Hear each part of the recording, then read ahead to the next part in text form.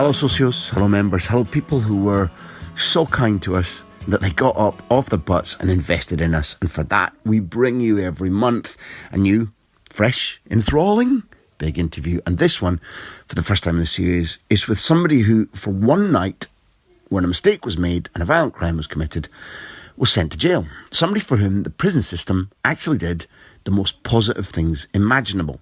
Somebody who's gone and scored 100 goals for his club. Somebody who went back to his club thinking that he'd be kicked out onto the street, but instead found, he imagines, that the owners had forgotten about him, that the coach barely recognised him because of his huge afro hairstyle. Somebody who has become a leader. Somebody who's exceptionally articulate. I think is also intelligent. Somebody whose life values now you would absolutely back and wish to mimic. Somebody whose second chance has catalysed him looking for a local cause, a way in which to help, in this instance, young kids who have a handicap in life, but who, thanks to him, now have the chance to live a daily happier, more fun life. A guy who will admit that the psychiatrist he sees right now has helped reorientate his mind, deal with some of the stresses and anger that can surge up, but also somebody who looks in the mirror every morning when he's brushing his teeth and sets off out to say, how can I make somebody else's life better? How can I make somebody else feel better? This guest will also be able to tell us how Zola made him finish better and therefore score more goals. This guest will also be able to tell us what it's like going up against John Terry, John Stones, and the defender that he admires most in the Premier League, Virgil van Dijk. Because this month, our guest is the enthralling Troy Deeney, captain of Watford. Lamppost, in his own words. Oh, and by the way, amongst his 270 pairs of trainers is one that cost 2,700 quid. Ain't life grand?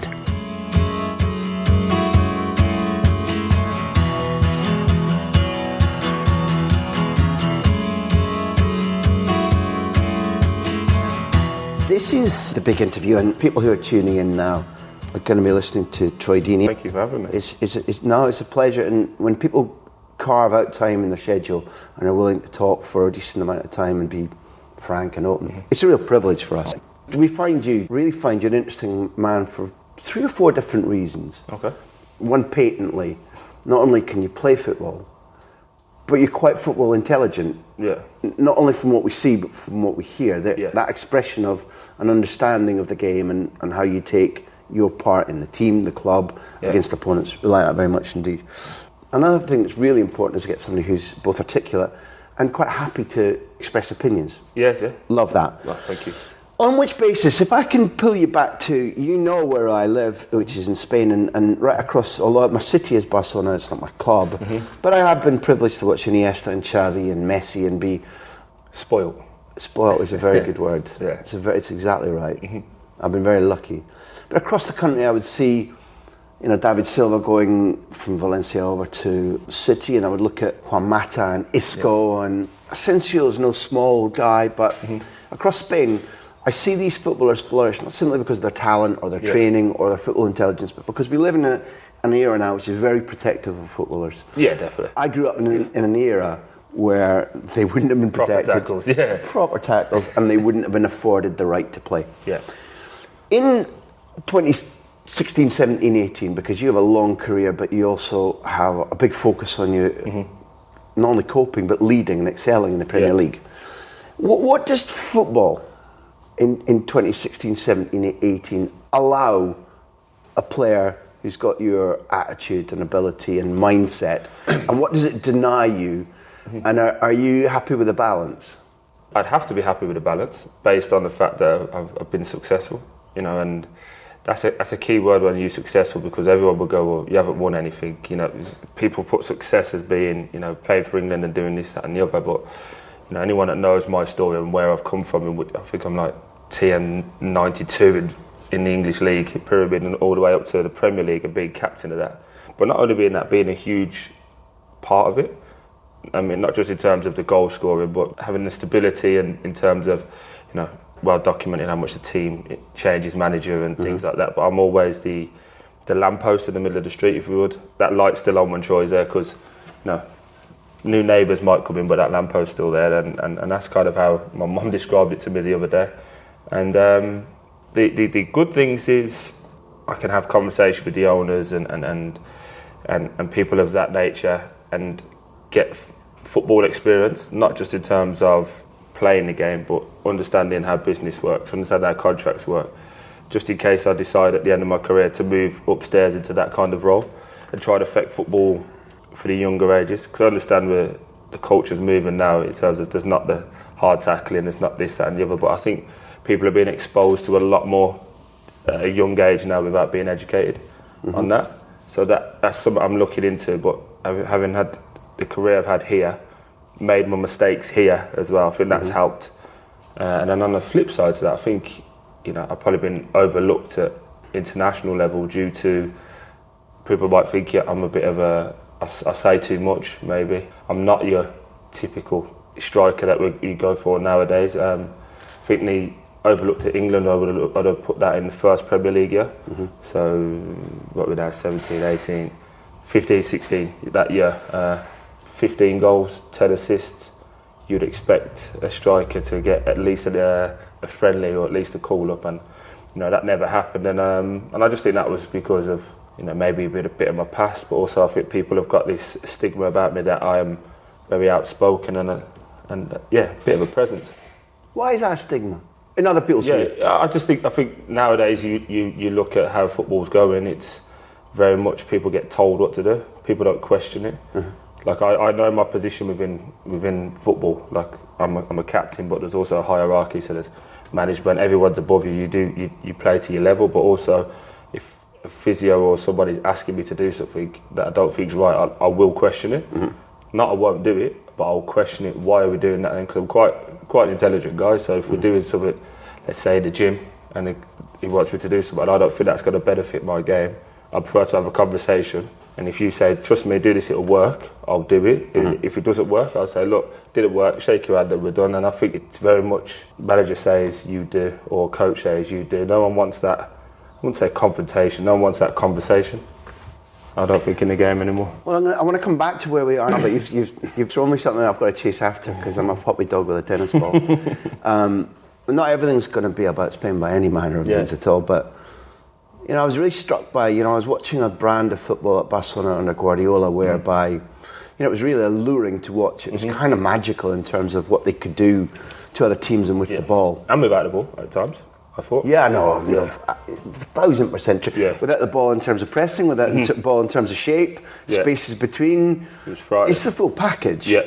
But like the little molecule of that you made me think of was when Piqué and Xavi retrospectively said, we've been trained to do this all our lives, so we can do it, we kind of know it. Yeah. But Guardiola was the first one to ever explain to us and make us understand why. Yes. So that why and buying into something amongst players, you'd be a disciple of that branch of whether Watford's playing Barcelona football or not. Don't just do it and it's working, but do it and understand it, and there's more in it for you, the player. Then definitely, I think so. I think it's easier to buy into things as well. If you sell someone the product in terms of this is what we're doing, this is what we're about, it's very easy to sit there and just do it, go through the shape and go through the motions of it, because as soon as you start losing a few games, everyone goes, well, why are we doing this, why are we doing that? But if you've already had the explanation from the start, you've got a core belief to go back to. Core belief of what it is, you've had pre-season to work over it, and then when times do go wrong, you can identify, well, we're not doing this the same as we was doing it at this, but I think if it's just left to the imagination and you've got 25 lads, maybe 30 lads in some groups that have all got an opinion, everyone's got an opinion on football, and it can become very much little bits of clicks here, there and everywhere going, well, they might have the six that are not in the team going, oh, we should be doing this or we should be playing. Then you get the ones who believe in it. Then you get the ones who are just in the middle, don't really know what they're doing. They're just doing it because they're told to do it. And then you have this unrest and can sometimes be toxic dressing room. And I believe that if a manager comes in and says from day one, this is what we're doing, this is what we're about, anyone got any questions? Why are we doing this? Why do you feel that? Our attributes are this, that and the other. Over pre-season, we'll look at doing it, but we might have to tinker it left, right and centre, depending on people injuries or whatever. Okay. We live in a society which, even though it's 2018, still thinks it's based upon the army, English public schools, hierarchies and class orders. So there's still a lot of people in sport, not just in football, who are like, well, obviously, if I tell you, if I'm in this position and you're in that position, if I tell you, you do it. Yeah, that's true. I always compare football to school. I think you get, your classroom of pupils is your squad. You get some that are jokers, some that like to just do their work and crack on with it, and others that just go in the middle. Then you get the teachers, you get the year heads, and you get the main governor of the school, and that's kind of how football is. But in the way football's moving now, especially with player power, i.e. social media, this kind of thing, a player could really, if he had the balls to do it, could really mess up a lot of things. Because if you're a media journalist or an outlet, and let's just say I've not played for 5 games in a row, Watford haven't scored, and you're going to the manager, why isn't Troy playing? He's just going, oh no, he's making up some sort of excuse. I go on social media, no, I'm fit, I'm fine, he just doesn't like me. Well, then that blows everything out then. Then you're coming in the next day to the manager, but you said this and he said that, so who's lying? Puts pressure from up above. So I think in terms of where we're going in terms of the game, I think you very much have to explain yourself. You have to say, look, this is be made accountable. I think it's probably the best. It's a good phrase. Yeah, probably be made accountable for what you want to do, and then definitely also in terms of coaching, I think if you make yourself accountable from the start, but then also put a responsibility with the players, it's a two-way street then. I want to haul it back because, don't mistake me. Yeah. When anybody who likes football watches you, they can see the brain. Yeah. If you then listen to you and how you talk about football and responsibilities, and you obviously think a decent amount about the game. Yeah. And you think a reasonable amount about opponents too, and your responsibility. And you carry something extra. Since you've been saying, this is my club, and it means a lot to me. And for example, I won't go to Leicester because whatever I do there, what's it compared to here? You still have a core reactor, which is about belligerence. Yeah. You're very combative. Yeah. You've shown it and talked about it a lot. The one-on-one factor, which is part of what makes football, all sport, really, really attractive. Yes.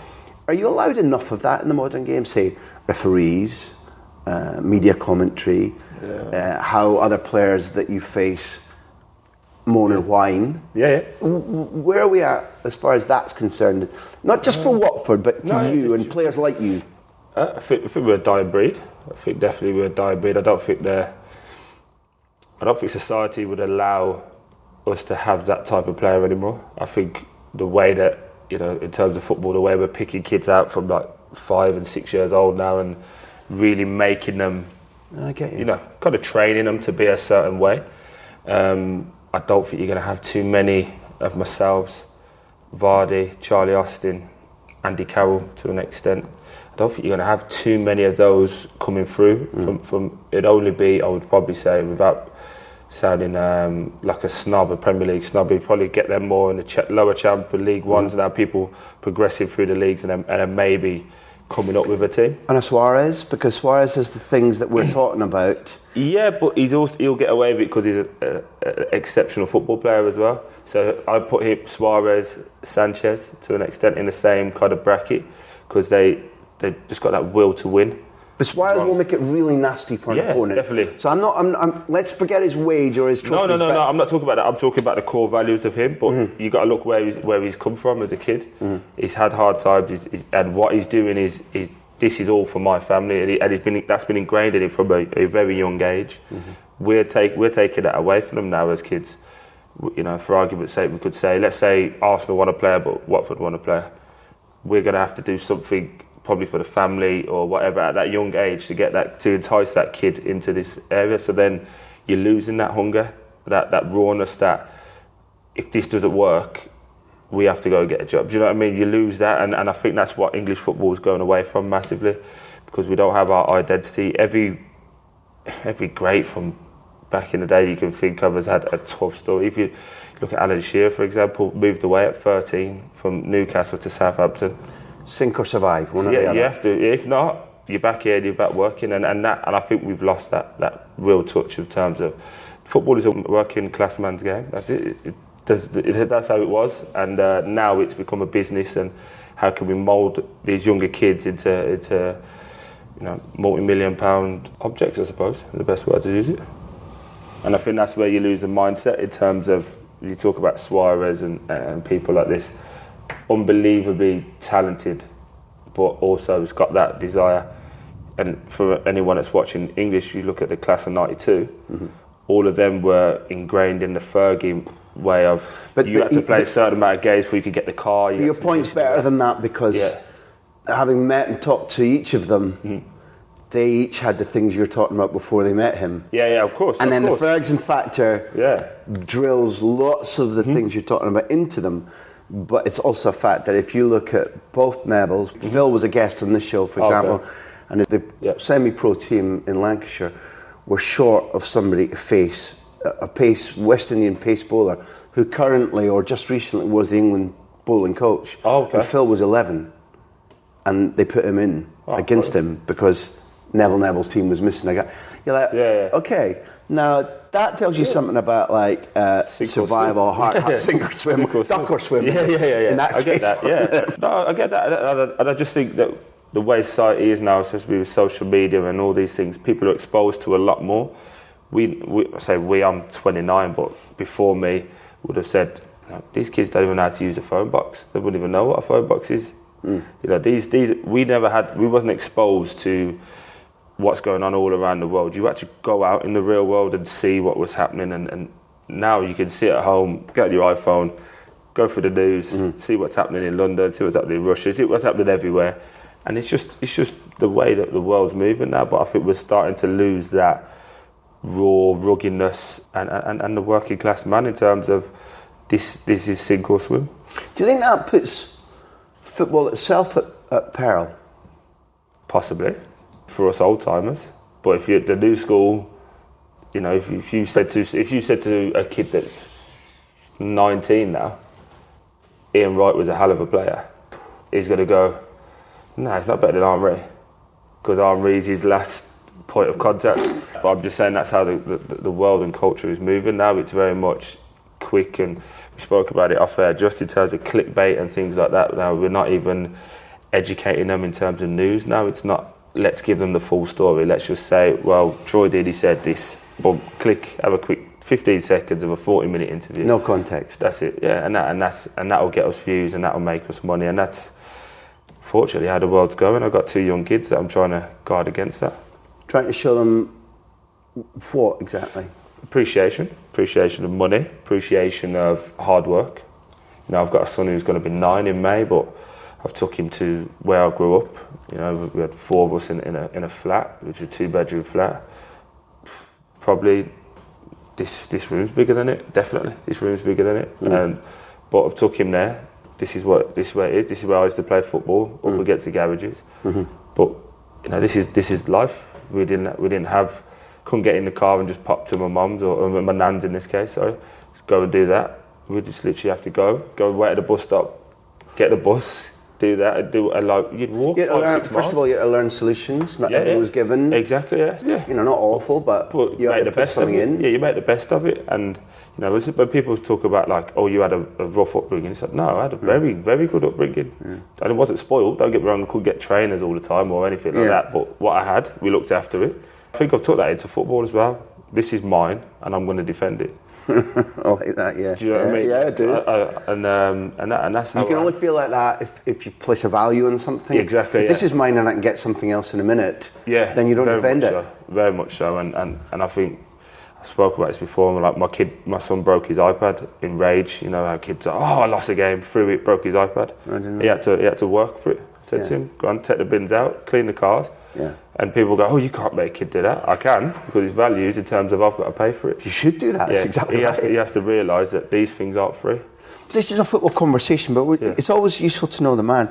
You really stopped me when you talked about your mum working 3 jobs at Christmas. Yeah. And what really struck me then was, because I've spoken to athletes who've had much worse than that per se. Yeah, of course. Recently we sat down with Kev Coban, who's funny and intelligent. Very intelligent. And very good to listen to. He was a terrific athlete. Could have been a still more successful footballer.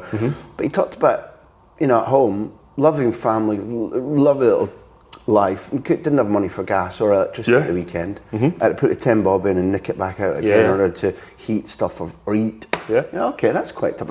It hasn't done them any harm at all. But what I really liked and what really struck me about you, you said even as a kid, you looked at her having to do it and went, that's not right. No, it's not. I was fortunate. I'm one of the people that had, my nan and granddad were the shining lights. They always seemed like they had loads. Like they had Sky, for example. we never had Sky, so you go to Nan's and their cupboard was always full. You know, things like, and people might look at it and go, well, that's normal now, but you know, back in the day when you'd go there and my nan had like Kit Kats in the cupboard and stuff, and every Thursday was shopping day. And we'd go there on a Friday and it was like, we'd just come into a sweet shop and we'd just eat. Treasure trove. Yeah, we just eat, and that's kind of how I brought up on it. But then at Christmas we used to do, I don't know if they still do it anymore, but it's like my mum used to pay like £50 a month for like 10 months, and then you get all the vouchers and stuff. And my mum was very keen on not letting anybody see us have less.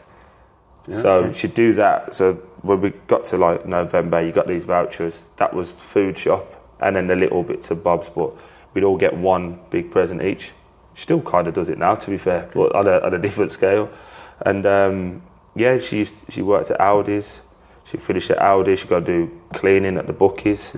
Finish that, and then go work at the bar, at the pub, and do the stuff there. And I was about 14, 15, and I was just like, this ain't right. You know, because I used to come home from school, being the oldest, come home from school. My younger brother played for Aston Villa, so it was everything had to be regimented. So we had to get back, get him and my sister ready. I'd just make him up some beans on toast.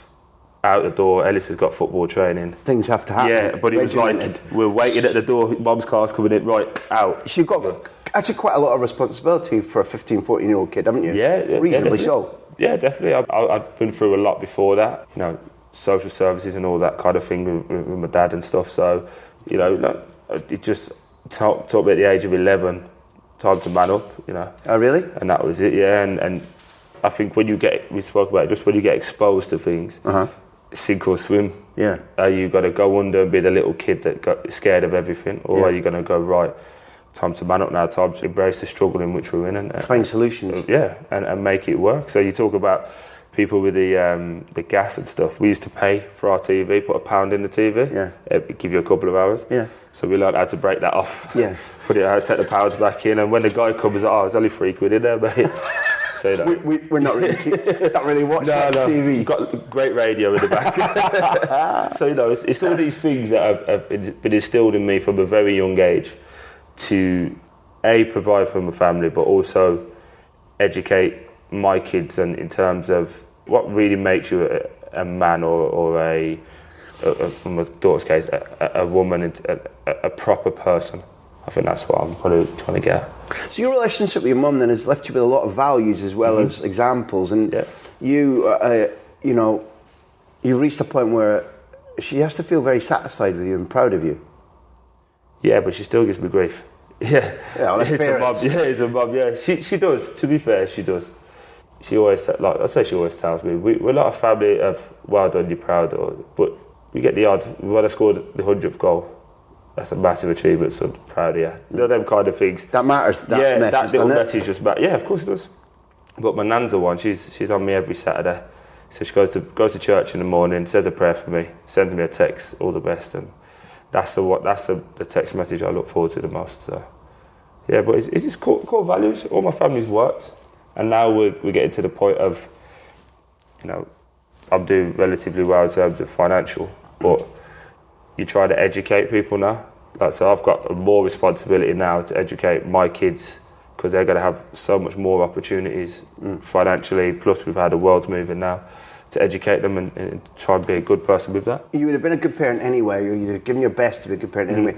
But you don't want to be hypocritical by talking to apprentices and saying, value your work, value your career, value your money, value those boots, and then let your kids go, life's sweet and soft, which a lot of people who are newly rich do. They forget. Yeah, of course. Because it's actually also, you don't think about it, it's a natural human instinct. Of course. The sweeter I can make it for the home nest, the better I'm doing, whereas you're actually ignoring... The thing is, as humans, we're very contradictory. So we might say, to young kids, don't do interviews and stuff. But actually, jump on social media, promote yourself. You're giving them. And I just think, when you looked internally, and I say this, I can look in a mirror every day, wake up and go, I'm trying to be the best person I am. I'm not perfect. I'm not far from perfect, but I'm trying to be a better example for my kids and for myself to go. We don't know each other, so this doesn't sound cheeky, but do you mean that? Not the best person every day, but do you do something like that? Do you actually do something every day to think? Yeah, about I get up in the morning and go to my bathroom, and I've got a big mirror there. So when I brush my teeth in the morning, it's like, I woke up, which is, people that know my dad died very young. He was like 47, my dad died. So I go, thank God I'm awake, basically, first and foremost. Seriously? Yeah, seriously, generally do. Brush my teeth, have a little 5-10 minutes to myself, brush my teeth, wash my face, go, right, let's try and improve someone's day today. And then I'll go out to work. You're aware of I'm not an expert in this at all, because I kind of live in a hurly-burly rush of flying arms and limbs and noise and words and that. Yeah. But I'm conscious that the idea of mindfulness is very dominant now, or when people look for a haven or a rock or a guide. Just that act of, it sounds so simple, doesn't it? Yeah. Stopping and doing any kind of thinking about yourself or your day.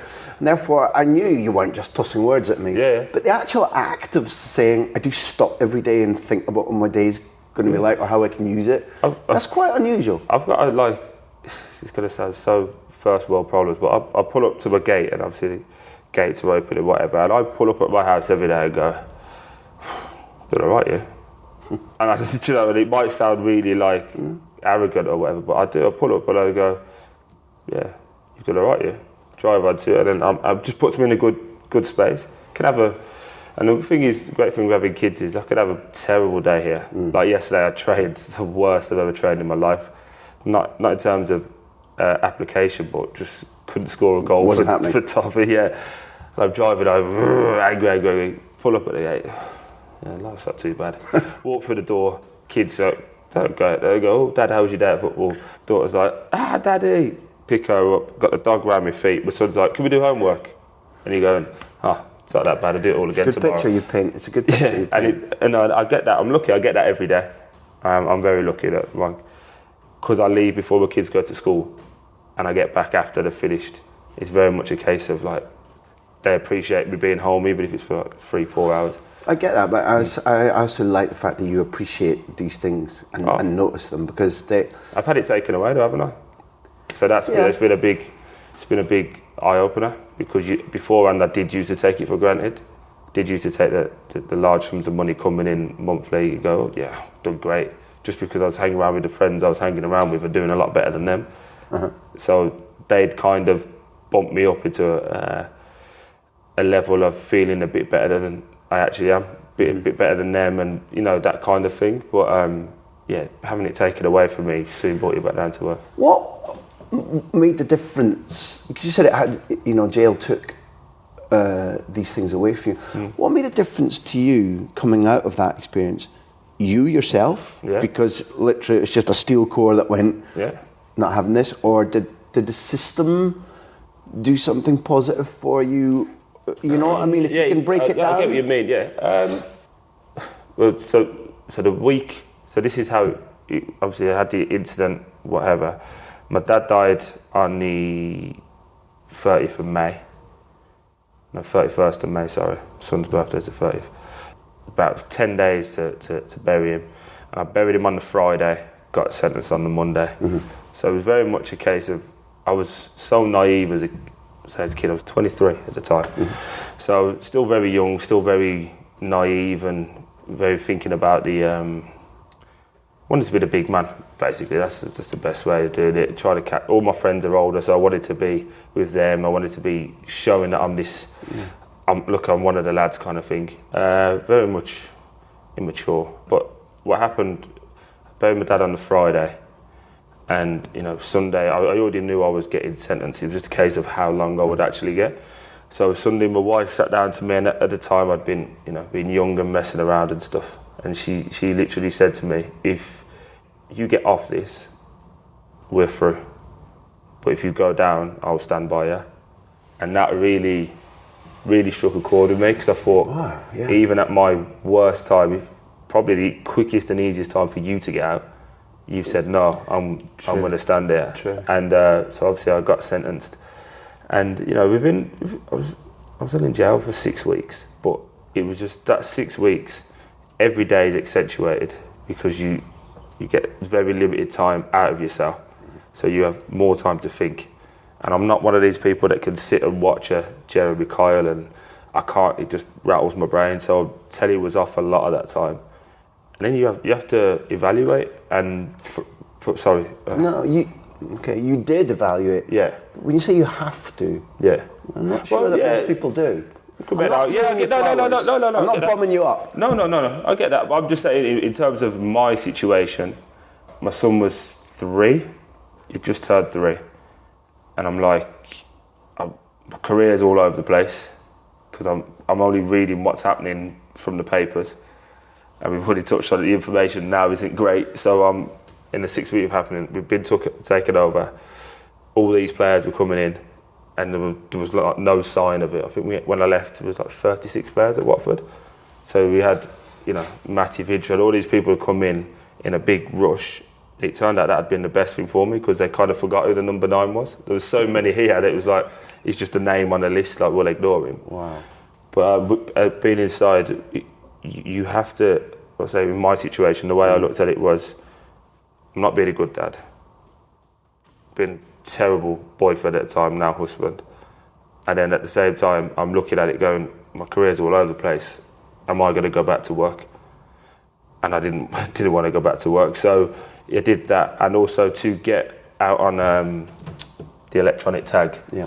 I had to do alcohol awareness course, which was big for me, and had to see a counsellor, which didn't necessarily help me out in there, but it has afterwards, because now I see a psychiatrist like on a weekly basis, just to keep myself level. And but that's an optional thing. That's me. That's choice. Me doing that. Yeah, you know, a lot of pressures come with football, and you know, being the type of character that I am, outspoken and stuff. There's a lot of pressure that come on the day-to-day street. You know, people try and antagonise me, try and do it because they think they can get a little 10-second video and make a few quid off it. And these things all inside me are bubbling up, and I always compare. I'm like a little mini Hulk. Like, the slightest thing gets me really angry, but speaking with this guy, I can offload a lot of tension, a lot of pressures, and it helps me sleep a lot better, to be perfectly honest with you. When I finish it, I'll go, I literally feel like a weight's come off my mind, and I'll just go to sleep as soon as I go. Because if you share something emotional or true, or you self-examine in the dark depths of our head, you use a lot of energy to do that. Yeah, definitely. But also, I'm very old school again, like, men don't speak about their problems. Yeah. So, and also, my wife's a worrier, my mum would worry, and my nan would worry. So the 3 people I could probably speak to about it. You don't want to share it? No, I couldn't share it with them, because then the next thing they'll do is text me the next morning, "How you doing, you alright?" And that winds me up even more, because I don't want people to feel sorry for me. So in other words, it seems like you've taken a really, really intelligent decision, particularly seeing as whoever the psychiatrist is, it's doing you good. Yeah. But like, you know, how the hell did you come to that conclusion? Because that's anti everything we've been taught through our lives. But I said I had to do it in jail. So the counsellor you did? Yes, but like it triggered questions, and I think that's the thing with me. If you trigger a question, because you've got a bright mind, you've got an inquiring mind. So she triggered a few questions, and I didn't feel comfortable talking within the jail system, because I didn't know this lady, and I don't know what she has to report back. You know, you didn't feel like you had the 100% trust. So when I come out, I started looking around and asking questions, and then I started doing a bit of research in terms of what sort of psychologist would I need, and I've gone for the sports psychologist in terms of handling pressures and expectation. And the guy I've got he won't like me to say his name, but he's very good. He's been used at many big clubs, but he's been in the game for like 35 years, an old Irish fella. And we can have this conversation. So he drags information out of me without me actually knowing I'm telling him all these things. So like, it was. I knew before we sat down that a great deal of the credit of what's happened subsequent to sentencing, and now is down to you and family, your own will, but some degree of what the system did to you helped. Yeah, because it stripped everything down. It stripped it had me naked, essentially. All the flash motors, the cars, and all this nonsense was gone, and it's very much back to sink or swim, and that's what we always come back to, the survival element. I couldn't have gone into jail saying, I play for Watford on this, sticking my chest out, giving it loads, because I would have just went, no one cares, mate. I probably would have filled me in a couple of times. So it stripped me back to the core things, and a massive turning point within that was letters that had got sent. I only had 5 people write me on a consistent basis, and 6 people sent me money. Because the club weren't I wasn't getting paid, yeah. But also money has to be sent in and then given to you like on a card thing. Canteen it used to be called. So it just stripped everything back. But then also every time you phone home, it was like the missus going, we're short. Yeah. You know, because I wasn't living how I'm living now. I'm not going, right, we're gonna get paid this month, we're gonna put X amount to do this. I was 23, I was like, we'll get paid. We've got this much to last for the month. Let's go. We're gonna go out How the can weekend. I get through it? We'll just go do whatever. And you have to realise, and also at the time I had a lot of pressure because I was paying my mum's bills, paying my nan's bills. But everyone's bills were still going and I wasn't getting paid. So 6 people understood that you were in trouble? Yeah. And then when I come home, I asked that no one come into my house the first day. And everyone, not say everyone I didn't want, but most people I didn't want there was already there, because it was like, he's back now, so once he's back, we're all going to go back how it was. And it didn't work for me. But being on tag for the 3 months of being home was perfect for football, because I was 7 o'clock till 6 p.m. So it was literally get to work as quick as I can, do work, get home, spend a bit of time with kids, go out see my mum and my nan, back in. And I was literally in bed by 8 o'clock every night. And it was no surprise that as soon as I was back, I think I was back 10 days after being released. I was back starting and scoring my first goal. I know that you always thought that there'd still be a football life for you. Yeah, but just not at this level. Did you think that do you know why the club said, you're welcome back? Yeah, I genuinely believe I've never had this conversation with anybody. No, because I don't want them to go, actually, we made a massive mistake, you owe us money or something. So I've never actually had the conversation, but I got released on the Monday, tag fitted and what have you, and Tuesday was my first day free, and I come down this way to get my hair cut, and I think there was a big queue in the barbershop, and I was like, I can't afford to sit, 'cause I have to be back in. So I said to my missus, I'm just going to go to work. Let's front up to it. I hadn't spoken to anybody at the time, so I thought, let me just front up to it, see if we know anyone still there, and we'll see how it lies. Thankfully I came in, everyone had just finished, and it was a lot of the old boys that I knew, Chris Iwalumu, Cole Dickinson, all these lads that had just finished playing with the year before. So once they embraced me, all the new guys were like, this is Troy. But if you can imagine, my chest was like this, because all I did was upper body in there. I had a big afro, so I looked like a big freak. And that's when I was going to go see the manager, and it was Gianfranco at the time. Went in the back office and just said, look, I'm not sure how the land lies.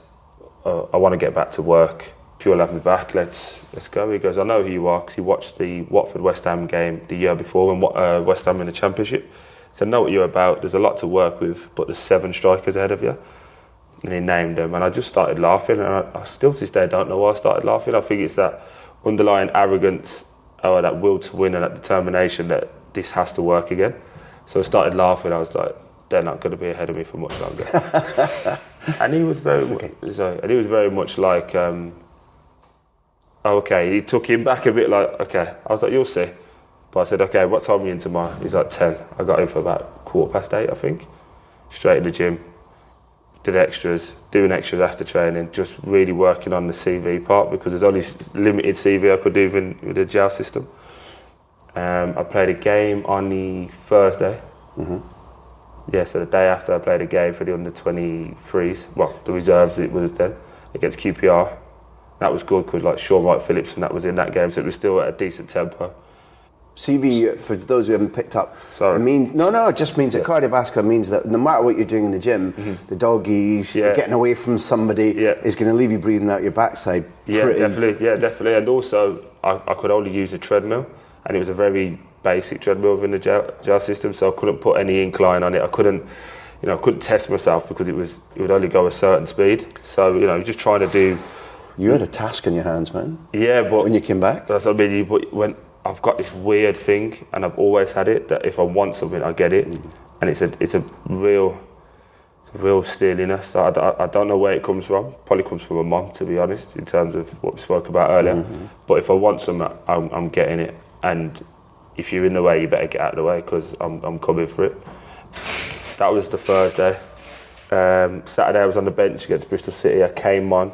That's probably the most nervous I've ever been on a football pitch. About everything, about can I do it, the reception for me. Still a little bit of guilt? Yeah, massively. Or no? Massively. In terms of I'd let so many people down. Yeah. And I had the ankle bracelet on. And is it obtrusive? It's really big. But you also feel that people can see it. Yeah, exactly. It'd been magnified 5,000%. But also I had to strap it up as well. Yeah. So it looked even bigger. It looked like the old school shin pads. We used to have the join them up. I used to wear them. Yeah, and I just felt like everyone was watching me. So I played the last 10 minutes against Bristol City. I don't even know. I didn't really get a great response. I think it was just he's back. Do you know, that kind of way, which is completely acceptable.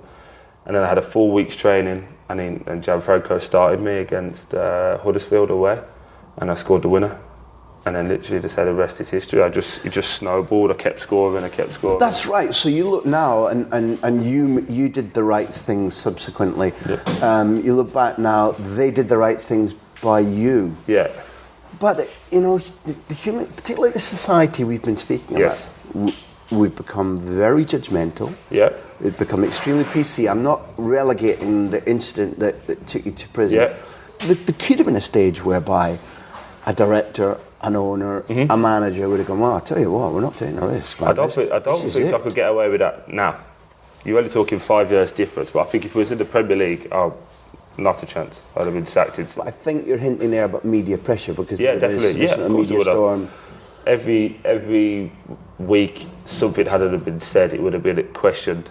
Yeah. And then, the closer it got to me actually coming home, or even coming home, even more pressure. What do you think that does to the people's family, and this, that, and the other? And all these different scenarios would have all come up, and there would have been a lot of media pressure. And most times, clubs panic and go, "Well, it's not for us." Yeah, and you can understand that, I suppose. But on the flip side, if they would have got rid of me then, you could have bet, would we be where we are now, both club and me? I'm more interested in the human condition, like we've been talking about, because the owners must have known. Yeah.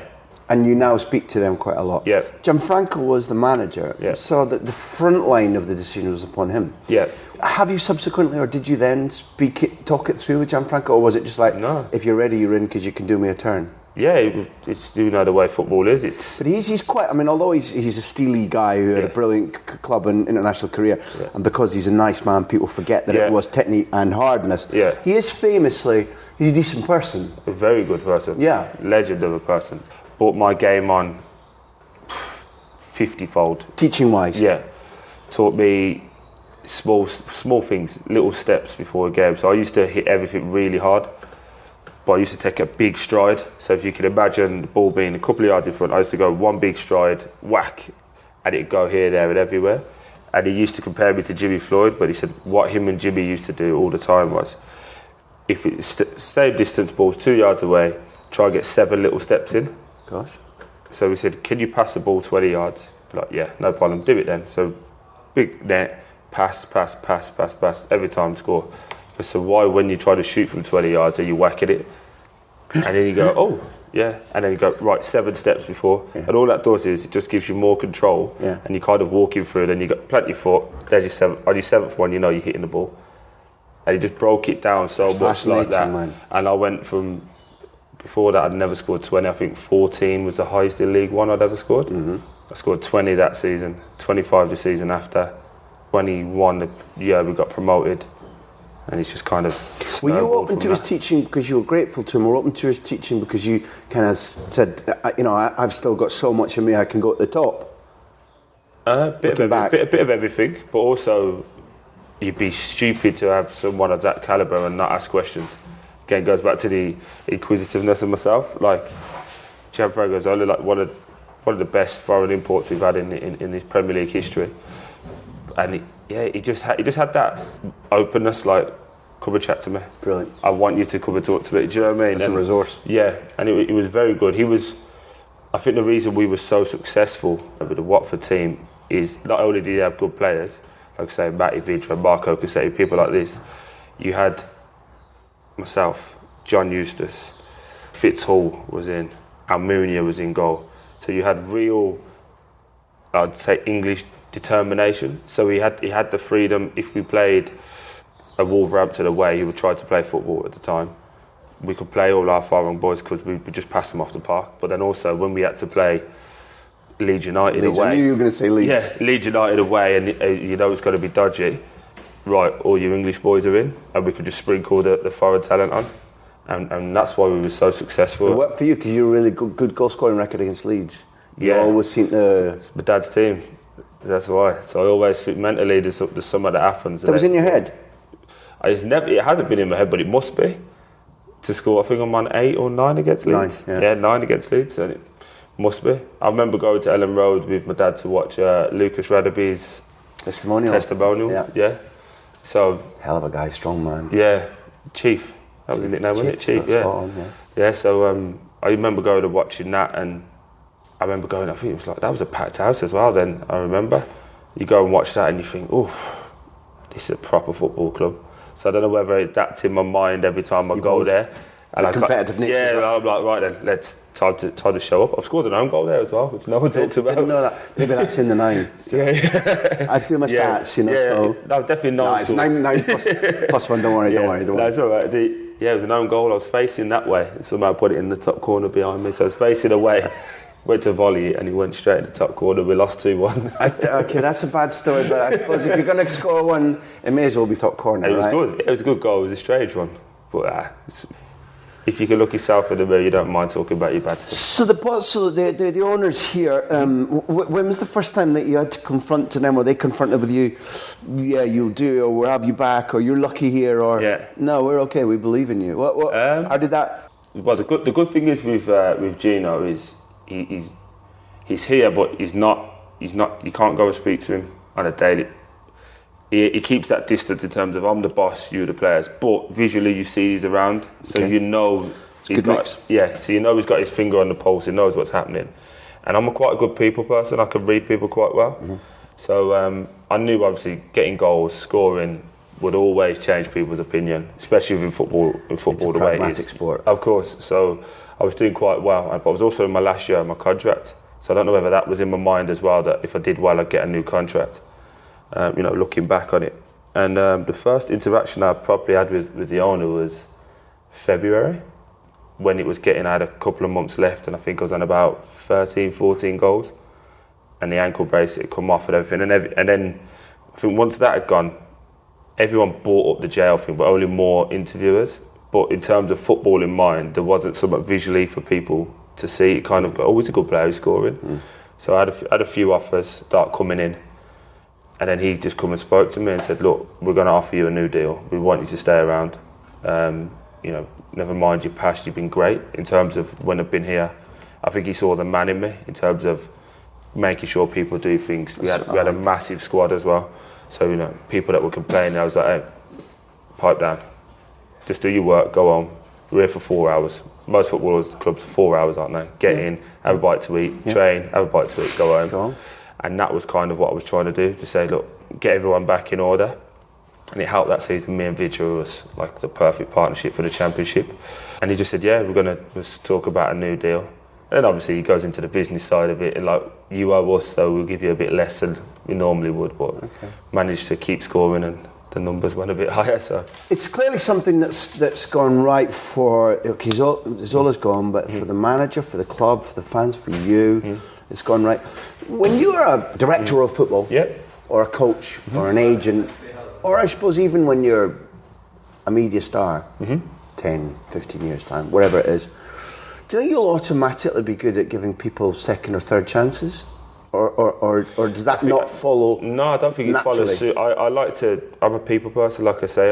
If I know the person and I know there's a good heart in there, I'd like to think I'd probably give them 2 or 3 chances just to try and get at it. But I've been in this industry too long that you see too many idiots that have had 3, 4, 5 chances and they just don't get it. You know that it's not going in and they won't change. Yeah, well, you can see the meaning of stupidity, doing the same thing and expecting a different result. Yeah, so that's what I see. I see a lot of that within football. People abuse it and go, well, I'll just get another move to another team, and before you know it, in the space of football, it's only a 6-month period you have to be terrible for, and it's Prem, lower champ, League 2, see you later, and that's 18 months. And that's it, really, and I see that with people. But I'd like to think people will buy into my character and understand what I'm about, and vice versa. And if I can get that, and if you can affect someone's life, it has a snowball effect, doesn't it? If you change one person, you then speak to somebody else, it might change 2, and it rolls that way. Well, I don't know if I want to put this on tape, I don't know if you want to speak about it, but my footballing hero all the time is Cruyff. Yeah. For various reasons. With a legacy, it's his second anniversary of his death. The legacy he's left behind is gigantic in football terms, in terms of philosophy, people, playing ideals, teaching.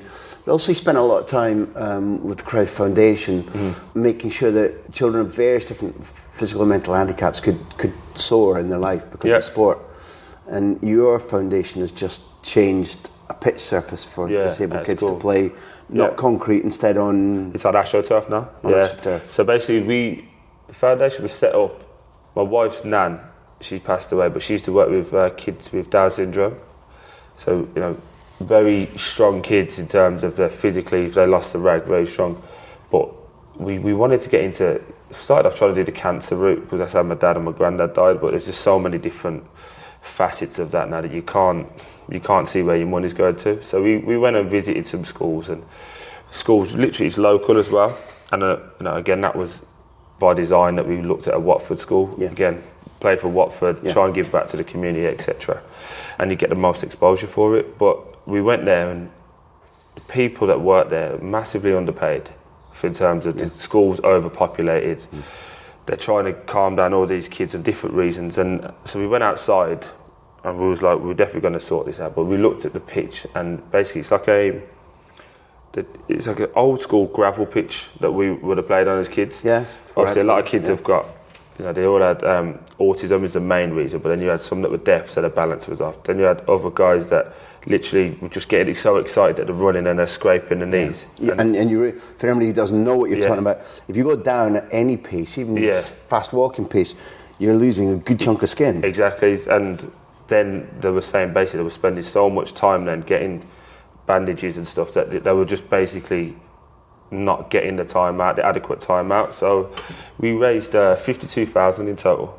40,000 went on the school in terms of that pitch area, but we linked up with a local guy, again another Watford guy, and he puts like maths lessons. So there's one game on there is a snooker board, but I've got to get the ball, throw it at a red. That means you plotted a red, you go back to, so it's incorporating maths. Because you're adding the reds and the colours. Exactly, and it's all these different things that were going on, and it's massive for these kids. And I've only took cameras down there once because I didn't really feel comfortable doing it, but obviously with the foundation you have to prove that you're doing these kind of things, so I didn't want people to think I'm just raising money and kept it for myself. But the kids, going and seeing the kids, and the good thing about kids, if they don't like you, they're not going to hide. They're not going to go, oh yeah, Troy's here, he's nice. They go, do one, Troy, do you know what I mean? And that's how it is. But the kids there genuinely love it when me and my wife go in there, because we're like Father Christmas. Every time we come in, we've got something to give, and he's trying to improve the school. Wonderful people that work there, and it gives something back. It's cost me about 35,000 personally, but worth 200 million. Now we live in an era where I've turned the book that they made me write with my friend Duncan Mamath into a film. We were doing a sound edit recently. Okay. And the sound edit means that after you've done all the interviews and you made the film, you're sitting in a great big Starship Enterprise, which you're old enough to remember. Booth, control sound booth with professionals, and they're adjusting the sound, and they're making little go away, and sometimes you can shave a word to make it clear about. So I've seen sound manipulation, but I still can't believe my ears in that doing the research for this, I heard you talking about a £2,700 pair of shoes. Try it. I told you I was. Where are they and where they are? And what? They're still in the house. Yeah. Do you know what? I got caught off guard there because there was actually something I did which was better. It was more expensive, but it was better. It would have made me sound a lot better. Well, I don't believe it's better because I've worn the same black Italian leather brogues for 40 years, and people give me such grief for it. I did notice because these have lost colour at the front and everything. Well, if this is why I can. The puddle between the reception and here is because I consistently wear them. I don't have that much money, so they've got splits in the thing. But I won't wear anything else. So if somebody charged me $2,500 for these, I'd probably pay it. But nobody ever has. Exactly. Hence my question. I'm a trainer freak. I love trainers. So we're I don't want to make myself sound even bad. We're moving house in the next 6 months. So we've just tidied up rooms and stuff, and I've got like my own trainer room. And my wife's There's going to be a number coming here. Yeah, and my wife's like, you've really got an issue. I've got trainers still in boxes that I've not worn and all these kind of things. And, man. So the lady who's making our wardrobe said, well, how many pairs of trainers has he got? She's like, so she literally had to count, and I've got 230 pairs of trainers. So I'm literally trying to wean off it at the minute, not buying trainers. It's just, it goes back to being a kid. I didn't have a lot of trainers as a kid, and I always wanted the new ones. So how can they be different? The thing is, when I look at it, I'm buying trainers, and there's probably like a lace is different, or different things like this, but I'm like, I can't not get it. I don't know, it's just one of those things, isn't it? Like I didn't have much as a kid, so I went overboard, and then when you start, it's like a snowball effect. It just happens, and I'm trying to wean down now because I'm lucky to say a lot of my friends are older, and they're just like, come to my house and go, you're a disgrace. I'm like, all right, and then like, but they'll be there, and I'll be like, is that another delivery? I'm like, all right, yeah, I keep getting trainers. I don't know what it is. My kid's lucky. My son don't like them. He don't like trainers. Let's say before I give you one more task to see us out of this room and you get me out of your life, let's think about the positive again, which you're good at. You've created a new type of sports psychology. Somebody's going to make a very good living out of teaching pros not to buy trainers. There's a job being created there that somebody will feed the kids off. I said, I'd prefer to buy trainers and be a gambler. So. Yeah. You know, we've all got our niche. With my apologies for asking the question, but I was really curious about it. No, it's we'll put that to bed. No, see us out of here with a tuition lesson, please. Okay. Since you came up to the Premier League, give me 4 central defenders with whom you've liked the battle, but in football terms. Yeah. You know, you'll obviously choose, but I'm looking at your jousts with. I'm cheating because I read one about your Liverpool man, Skirtle. Yeah. I'm interested about who we watch and we try to learn from. I'm also interested in, like, what does a striker do or look? Where's your peripheral vision? Every day you're training, looking over your shoulder, making sure you know if the ball comes, he's already there. It's just parcel of training the mind every day for that kind of battle, I suppose. But the Skirtle one was very interesting because this was, again, being a bit naive coming into the Premier League, trying to prove myself. And he always struck me from the outside looking in as the hard man. So in the build up to that first game at home, I was like, let's go. It was like an old school playing. I was 16 playing overage football. So when I'm playing against the big guys, I'm like, I'm going to show you what I'm about. And I remember hitting him just shoulder to shoulder, and I whacked him the first one, brought it down, passed it off. I was like, oh, that wasn't that bad. But I'm thinking the second one, he's definitely going to whack me to let me know. Give you one back? Yeah, the second one comes. Everyone's got time. He backed off. And I was like, oh, I've got you now. 2 challenges in? Yeah, 2 challenges in. He backed off because obviously he must have thought, oh, I can't physically move this guy. So then he backed off and tried to read the play. And I was like, oh, I've got you now. And that was literally it. And I think after 32 minutes, he came off injured. genuinely, I hope he was injured. I'm not trying to say he wasn't injured. I think he was injured because he missed a few games afterwards. But yeah, in that little 5-6 minutes, I'd realise, I've got him. And the way we used to play then was very much Igalo on the shoulder. We'd try and play football, but if not, especially against Liverpool in that game, we'd jump the press. So we played from the right back or the left back into me. So it was either, if it was under pressure, help it on. Iggy's on the shoulder. He's going already. He's going, or bring it down and we start to play from in their half. Depending on whether they were right on you or whether they give you that room. Exactly, and within 4 minutes, we was getting it down and we was playing, and we ended up beating them 3-1 that day at home. It was a real good day. What about Stones? You've played with. I like Stones, Terry. You've played against. Van Dijk, Cahill, he's the best. Bailey. He's the best. Okay, well, pick your story. Virgil's the best by far. 6'6". Yeah, quick, confident with the ball at his feet. Doesn't mind a physical battle.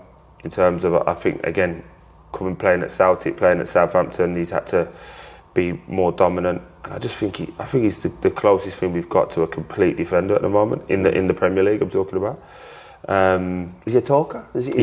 Non-stop. Not towards me, but like to the communication. I think is massive when you're a defender, especially now in the way the game's going. Everyone's trying to jump and press high, and there's the little things of left shoulder. Always on your right. Whoa, watch it. Stay back. These little things that people from the outside wouldn't really see. I think he's going to make a huge difference to that Liverpool team. I've always wondered if you're hearing a defender like that, whether he's good, really good, or whether he's just okay, and he's communicating left and right, does that give you little pieces of information that you can soak up and use as well? Yeah, definitely, because if you get someone that's very responsive in front, so let's just say you had an old school Claude Makelele, I would imagine him and JT would have had a massive... So you're talking about the player who defends the centre half. Yeah. You're talking about the organising midfielder. Yeah, the guy that's not really going to move to it. He's just there to break up play and give it to, without being disrespectful, give it to the better players. That's how they do it. And you could see after the first couple, he's got left shoulder and he goes like that. You'd probably go there and then try and get it on the second run. So the first one would be... show. Yeah, first one would be there on your left. The guy would move and then he'd run in on the right. But what that also does for me as a striker knows that the centre half's worried of me getting it to feet. So 9 times out of 10 he's going to come pressure from the back. He's going to try and get as tight as he can for the first one, because he's trying to get that extra protection that he can come, just nick it in front. They take it away and it looks like he's done great defending. So if you hear that, I'd probably go short and then spin in behind the first couple of times just to make the gap and... to teach him to stay off a little bit. Yeah. So if I hear him start screaming and shouting, like basically it's quite a help. Left shoulder, right shoulder. I'll come short and then spin in behind 2 or 3 times.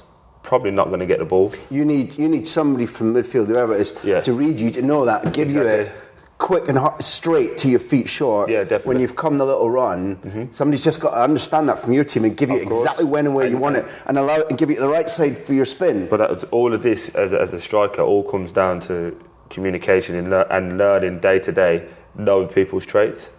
So if I know Will Hughes is a perfect example, I think he's going to be... I don't want to put too much pressure on. I think he's going to be an England international in the next years. You can see his talent. His brain for football is frightening. But his first thought, as soon as he's got the ball, is where's the striker's run? So I know when he gets the ball, I can run because he's looking to slide that pass in. Don't get me wrong, he's then talented enough to go, nah, it's not on, we'll keep it. But I saw it, keep going. And then he'll try and do it. If he had a bit more pace about him, I'd be surprised if he'd be here for much longer. But he's frightening. So you start building relationships up with people.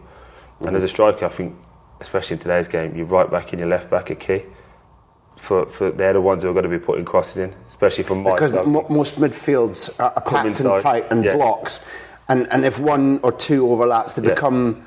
They're not, maybe wing backs, but they're almost like wingers. Yeah, definitely. Yeah, and the way the game's going now, we're looking at the physical attributes. So it's more, they're normally quick. They can get up and down, and they're going to put 4, 5, 6 crosses in.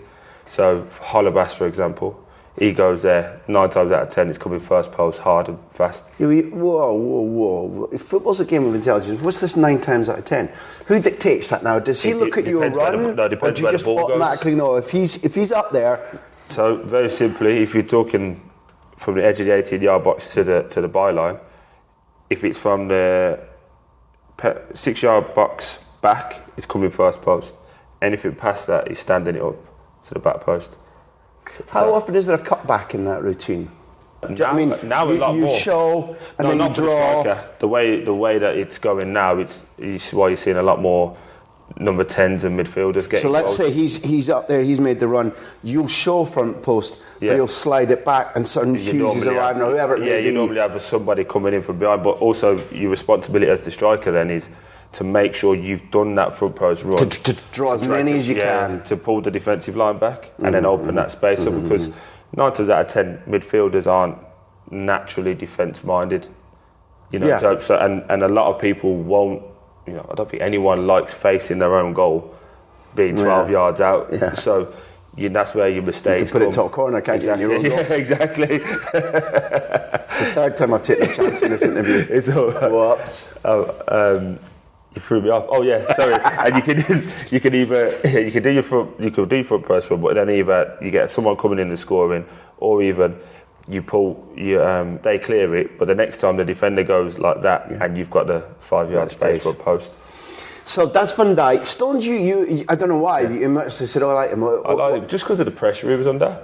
You're talking about the human response. At Everton, I think he'd just come in. He'd had a good start to the season. City was in for him. United, literally everyone. It was in the paper. Everyone wanted him, and we played Everton first game at their place. First game on promotion, having been promoted. Yeah. First game at their place, and I just saw someone that just went, "Give me the ball. I'm not worried about any of this. I know I belong on this stage." And I had Roberto Martinez, and so they were playing that brand of football out from the back, and I just thought, fair play to you, because he was up for the physical battle from his Barnsley days. But then also he had this grace. There's not many centre-halves that when they step in, it's just natural for them. Like, you'll see a lot of them will step in and then they start taking these little steps going, I'm out of my comfort zone. I might be imagining this, but I see him very much like a meerkat, because as he's stepping out, the ball's there and he knows where the ball is. And it's like a little periscope. He's looking. Yeah. His body shape is really not hunched over protecting the ball. It's like it's tall and it's erect and he's looking at. Then he's got to make the choices. Of course, then his technique's got to, and then he's got to show it to get it back, etc. I think the big thing about it is, though, whenever he makes a mistake, you never see him go, "Oof, I'll just kick this one." It's all right. It's like your early point about having a football philosophy as a group. Yeah. And if you're going wrong, you go back to, well, what aren't we doing? You've got a Bible and whatever. But he's got that. It's ingrained in him. Right, this is what I'll do. This is what I'm about. If I make a mistake, he'll probably go into a game going, I'm going to make 5 or 6 mistakes. Hope it's only 3. Do you know what I mean? Or I hope it's not the one that they score from. Do you agree, as a captain and a leader, that if he's that good, there'll be people around him going, well, if John's making mistakes, I'll be on my toes. Yeah. So that, he's on the ball, but there's a group responsibility for what happens. Definitely. And then that comes back to your framework and your shape in terms of, basic defending, which I think that's a dying art now as well, in terms of if one of your centre-halves comes out, it's natural you come tuck round, but the way that the game's going now is your centre-half comes out, your 2 wing-backs bomb on, and 9 times out of 10 you're 1v1 at the back with a striker. So, happy days. Yeah, well, for the fast ones, not for me. I normally set it and then run into the box and hope for a cutback, but I think that's just the way that the game's going now, and that's why we're seeing a lot more goals. Not based on people are not good footballers, just the basic art to die down. Decisions, rigour of defence. How many people do you see now? We've got one here, Adrian Mariappa, loves defending. If we won 6-0, he'd be more happy that they kept a clean sheet. And he celebrates our goals as if he scored. He's that old school, take one in the face. He did one once today, to be fair, took one in the nose, it was brilliant. That old school, we have to score. And even when they score, it kills him. Do you know what I mean? It really hurts him that I could have maybe got over there. And even if it's not his fault, it just hurts him that people score, and that's in training as well. And I don't see that. Did you see Chiellini against Spurs at Wembley? Yeah. Are we talking about the same thing there? Buzzing off that, because I'm thinking any young kid watching, and this is what doesn't only because the celebration with him and Buffon afterwards it got more media coverage, but we don't go, that's proper defending. That's why he's 30 plus, I don't want to be rude, but 30 plus years of age, still at the top level, still being picked, because he knows his game inside out. I defend, we win, job done. Well, then let's finish on, I don't know, you maybe had 1 game or 2 games against him, but Terry. Same. And I think you look at Chelsea since he's left, it's not been the same club. And I think, people can make the argument he might have been old, his legs were going or whatever, but there's a big thing of having that presence, that stability, and mine's on a much lesser scale. But even if I'm not playing, I'm our biggest cheerleader. You ask anyone, the lads are telling me, shut up. I'm on the bench screaming out, barking instructions. Yeah. Not because I'm sitting on the bench going, I hope he doesn't score. I'm thinking, well, if I'm here, we all win.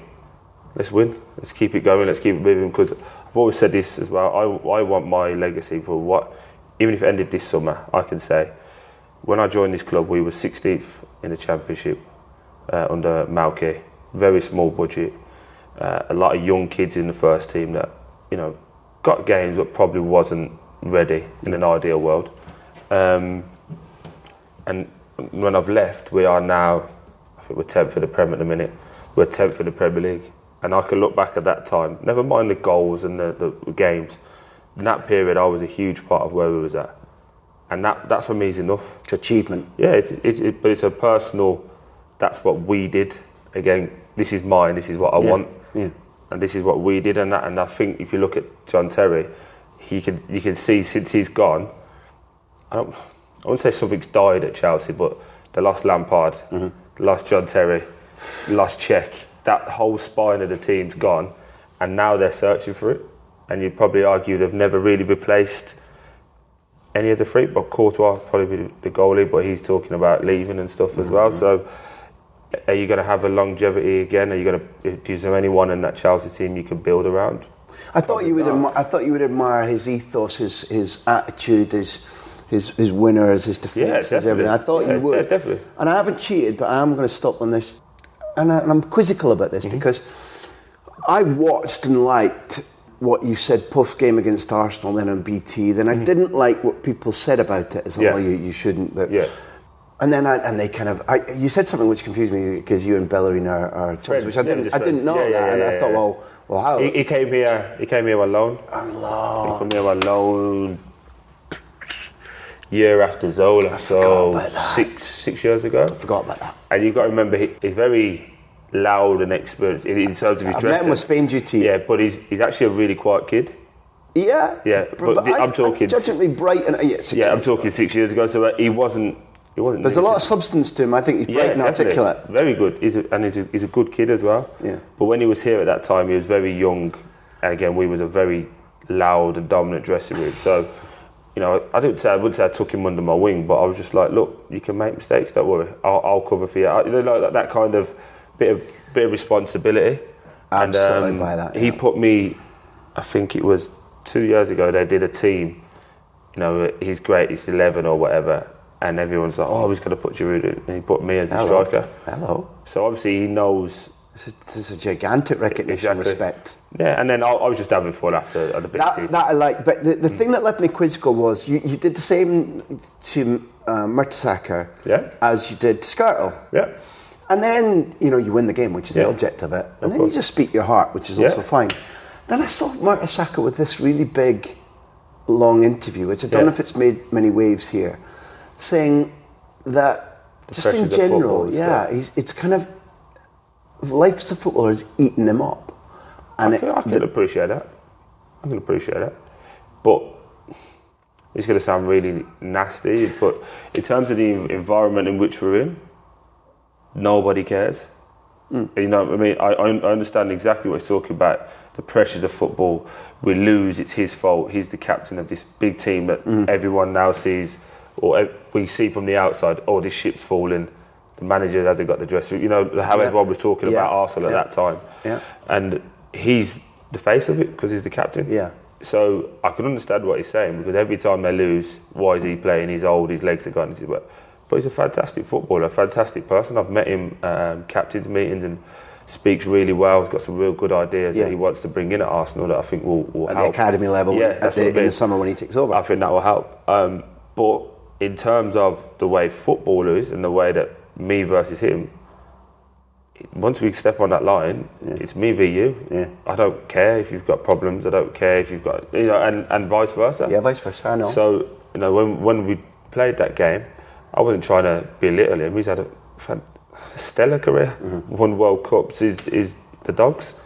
Me, I'm just going, this is me v... I've made, and didn't intentionally mean to do this, I said my opinion, but I've now made Watford Arsenal a rivalry. So, which is good. For us, it's massive. For them, I'd probably question why we're even entertaining it. Nobody wants... Do you know what I mean? Nobody wants to be ignored. No, of course. Whatever you are. And if the big dog is saying growling and raising his hackles, you're a big dog too. We'll do something right, and but then that puts more pressure on me, but puts more pressure on this whole place, because training grounds are 200 yards away. Yeah. Let's get the standards then, because what they've got over there to what we've got is chalk and cheese. That's fairy tale stuff. But we've got to raise our game, because we're in the same league, we're at the same table, but they're just at the head of the table, and we're getting the scratchings that fall on the floor at the minute. But you want to be recognised as a big club and big boys. Let's have it. We've come full circle, Troy Deeney, because I started on the whole me v you, and is there room for that in football anymore? And I think that, just like you do on the pitch, you've proved in this chat that there is, and football's better for it. So I'm grateful to you for spending the time and for taking us seriously and sharing. Yeah, thank you very much. It's been good. Anytime you need anything. Thank you. It's been a real pleasure. Cheers.